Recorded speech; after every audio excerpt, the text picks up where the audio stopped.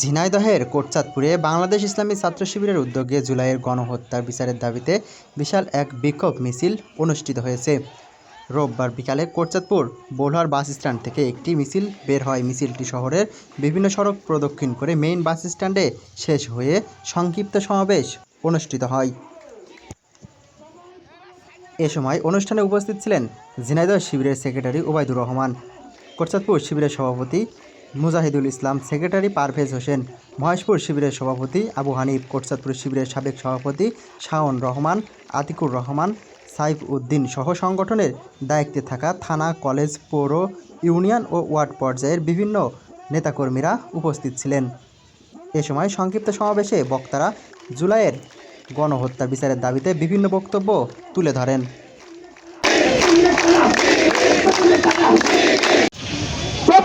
আন্দোলনের প্রায় 1 বছরের কাছাকাছি সময় চলে গেছে, কিন্তু দুঃখজনক বিষয় হচ্ছে এখনো জুলাইয়ের সনদ এবং ঘোষণাপত্র দেওয়া হয় না।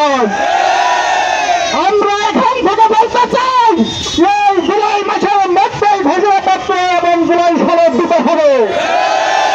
কোন শহীদের খুনের বিচার এখনো হয় নাই, খুনিরা হেঁটে হেঁটে বেড়াচ্ছে, কথা বলছি কিনা? এদের বিচার দ্রুত সময়ের মধ্যে নিশ্চিত করতে হবে।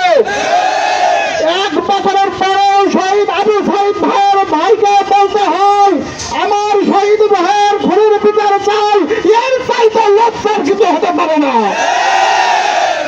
চাঁদাবাজদের বিরুদ্ধে আমাদেরকে গর্জে উঠতে হবে, চাঁদাবাজদেরকে প্রতিরোধ করতে হবে। সারা বাংলাদেশে ইসলাম নিয়ে ষড়যন্ত্র করা হচ্ছে, ইসলাম নিয়ে যে ষড়যন্ত্র হচ্ছে এর প্রতিরোধ করা হবে। আমাদেরকে আবার একটা বিপ্লবের জন্য প্রস্তুতি নিতে হবে। এই বিপ্লব হবে ইসলামী বিপ্লব। ইসলামী ছাত্র শিবিরের গণশক্তিরা অগ্রণী ভূমিকা পালন করবে। আমরা রক্ত দিতে পারি, যদি আমাদের জীবন দিতে হয় আমরা প্রস্তুত আছি। আমরা আলটিমেটাম দিলাম 31শে জুলাইয়ের ভিতরেই এই গণহত্যার বিচার দৃশ্যমান এবং জুলাই সনদ দিতে হবে। কোটচাঁদপুর থেকে রুকনুজ্জামান, ঝিনাইদহের কাগজ।